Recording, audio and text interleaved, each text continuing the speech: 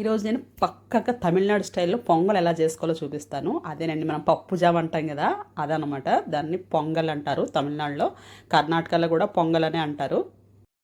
కానీ కర్ణాటకలో పొంగల్ వేరే రకంగా ఉంటుంది, కానీ తమిళనాడు పొంగల్ వేరే రకంగా ఉంటుంది. నాకు ఈ తమిళనాడు పొంగల్ చాలా ఇష్టం. ఆ రెసిపీ ఎలాగో ఏంటో ఈ వీడియోలో చూపించేస్తాను. ఎక్కడ స్కిప్ చేయకుండా చూడండి, చాలా టేస్టీగా ఉంటుంది. పొంగల్ ప్లేట్లో వేసుకొని కొంచెం నెయ్యి వేసుకొని తిన్నామంటే వేళ్ళు నాక్కుని తినేస్తాం అనమాట, అంత సూపర్గా ఉంటుంది. ఈ కారా పొంగల్ పర్ఫెక్ట్గా రావాలంటే మనకు కావాల్సింది కరెక్ట్ కొలతలు అనమాట. బియ్యం పప్పు కరెక్ట్ పాడలో వేసుకోవాలి, అలాగే దానికి కావాల్సిన వాటర్ కూడా కరెక్ట్ కొలతలతో వేసుకోవాలి. ఫస్ట్ అయితే మనం కుక్కర్ తీసుకొని ఒక గ్లాస్ బియ్యం పోసేసుకొని అర గ్లాసు పెసరపప్పు తీసుకున్నాము. పెసరపప్పు కూడా వేసేసి దీన్ని ఒకసారి ఇలా కడిగేసి ఆ వాటర్ అంతా వంచేసుకుందాము.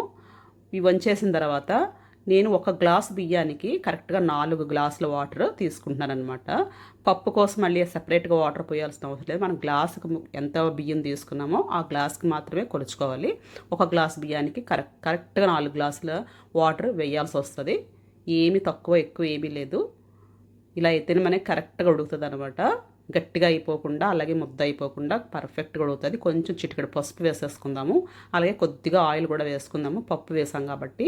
అలాగే మిరియాల గింజలు కూడా వేసేసుకొని ఇప్పుడు దీన్ని మనం చక్కగా 3 విజిల్స్కి కుక్కర్ పెట్టేసుకుందాం. విజిల్ పెట్టేసి 3 విజిల్స్కి కుక్ అయిపోతుంది నీట్గా, పర్ఫెక్ట్గా 3 విజిల్స్. చూసారు కదా, వచ్చేసి మనకి విజిల్స్ కూడా వచ్చేసాయి. చక్కగా కుక్కర్ చల్లారిపోయిన తర్వాత విజిల్ తీసేసి మూత తీసుకొని మనం ఫస్ట్ ఏం చేయాలంటే కొంచెం వాటర్ని ఎక్స్ట్రాగా మరగపెట్టి ఉంచేసుకోవాలి పక్కకి. ఎందుకంటే మనం నీళ్లు పోసి 4 గ్లాసులు పోసినా కానీ చూసారు కదా ఎలా ఉందో, కరెక్ట్గా ఉడికింది. ఇదేంటంటే మనం మెత్తగా నెదిపేసుకోవాలి గరిటెతోటి ఫస్ట్, లేదంటే అన్నం మెతుకులుగా ఉంటుంది అనమాట. మనకు అలా ఉంటే పొంగల్ బాగోదు, బాగా నెదిపేసుకోవాలి. ఈ నెదిపిన తర్వాత ఏమవుతుందంటే గట్టిగా ఉండలు అయిపోతుంది. సో అందువల్ల మనం ఏం చేయాలంటే వాటర్ని మరిగించి పెట్టేసుకొని దాన్ని కలిపేసుకుంటే చక్కగా మనకి బాగా మిక్స్ అయిపోయి మనకు కరెక్ట్ కన్సిస్టెన్సీ వచ్చేస్తుంది అనమాట. మనం పొంగల్ తినడానికి చక్కగా జారుగా ఉంటుంది అనమాట. లేకపోతే ఏమవుతుందంటే గట్టిగా అయిపోయి ఉండలుగా అయిపోద్ది పొంగల్. ఇక్కడే మనం కరెక్ట్గా పర్ఫెక్ట్గా చేయాలి. నీళ్ళు మరగపెట్టుకుని ఉంచుకోవడం వల్ల ఏమవుతుందంటే త్వరగా అన్నంలో కలిసిపోతాయి. అలాగే మనకి ఏంటంటే అన్నం తాలూకా టేస్ట్ ఎక్కడికి పోతుంది అనమాట. పప్పు అన్నం తాలూకా టేస్ట్ చక్కగా పర్ఫెక్ట్గా ఉంటుంది. లేకపోతే చప్పగా అయిపోతుంది మామూలు వాటర్ పోస్తే. అందుకే మరిగించిన నీళ్ళు పోసుకోవాలి.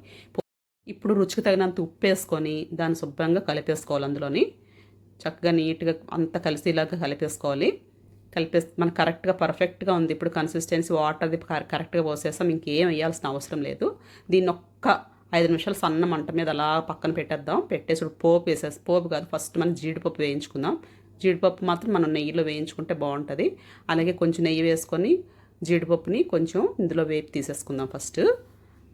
ఎందుకంటే పోపుతో పాటు వేస్తే మనకి మాడిపోతుంది జీడిపప్పు. అందుకే ముందే దీన్ని మనం ఇలా నేతిలో వేయించేసి దీన్ని చక్కగా మనం ఫస్ట్ ఏం చేయాలంటే ఈ ఉడికిన మన కారా పొంగల్ ఉంది కదా, ఆ పొంగల్లో కలిపేద్దాం దీన్ని. చక్కగా ఇది ఫస్ట్ వేసేసుకొని మళ్ళీ ఇదే పెనాన్ని అలాగే పెట్టుకొని పొయ్యి మీద కొద్దిగా 1 టేబుల్ స్పూన్ ఆయిల్ అందులో పోసేసుకోండి.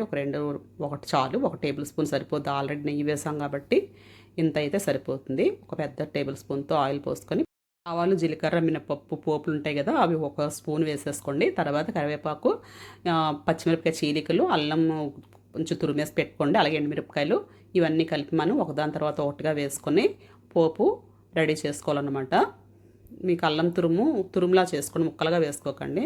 మనకి పొంగల్లో తగిలితే బాగోవు. చక్కగా ఇలా కోరేసుకొని వేసుకుంటే బాగుంటాయి. పచ్చిమిరపకాయలు నిలువుగా చీరేసుకోండి. ఇప్పుడు ఇదంతా బాగా మనకి వేగిపోయిన తర్వాత మనకి ఇంగువ చాలా ఇంపార్టెంట్ అండి. ఇంగువ లేదంటే పొంగల్ ఏం బాగోదు అసలు దాని టేస్ట్ అంతా ఇంగువలోనే ఉంటుంది. అందువల్ల ఇంగువ మాత్రం మీరు వెయ్యాలి, కంపల్సరీ వెయ్యాలి పొంగల్కి. ఇప్పుడు చక్కగా కరివేపాకు అన్నీ కూడా కరెక్ట్గా పర్ఫెక్ట్గా అయిపోయి ఇప్పుడు మనం ఇంగువ కూడా జల్లేసుకుందాం. ఇందులోని లాస్ట్లోనే వేసుకోవాలి ఇంగువ. ఇది కూడా కొంచెం అటు ఇటు ఇలా కలిపేసి మనకు ఆల్రెడీ ఇక్కడ సైడ్ అన్ని జీడిపప్పు అన్నీ వేసి పెట్టేస్తాం కదా, ఈ పొంగల్లో కలిపేసుకుందాం పోపుని కూడా. అంతేనండి, అయిపోయింది. మనకి పొంగల్ రెడీ అయిపోయినట్టే. చక్కగా ఇందులో వేసుకొని బాగా ఆ పోపు అంతా కలిసేలా కలిపేసుకోవాలన్నమాట. కలిపేసి 1 నిమిషం పాటు సన్న మంట మీద అలా వదిలేస్తే ఆ పోపు తాలూకు వాసన అంతా దానికి బాగా పట్టుకుంటుంది పొంగల్కి. మనకి పోపేనండి, దీనికి పర్ఫెక్ట్ టేస్ట్ రావాలంటే పోపు కరెక్ట్గా వేసుకోవాలి. ఇప్పుడు చక్కగా దీన్ని మనం ప్లేట్లోకి వడ్డించుకొని మీకు కావాలంటే ఆవకాయ నంచుకోవచ్చు, లేదంటే పెరుగు పచ్చడి కొంతమంది ఇష్టమైతే పెరుగు పచ్చడి వేసుకుంటారు.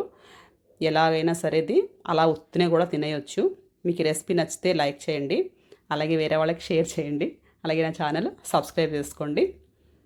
ఇట్లు మీ ఆంధ్ర బిడ్డ. నా ఛానల్ సబ్స్క్రైబ్ చేసుకోవడం మాత్రం మర్చిపోకండి. Thank you so much for watching. Bye.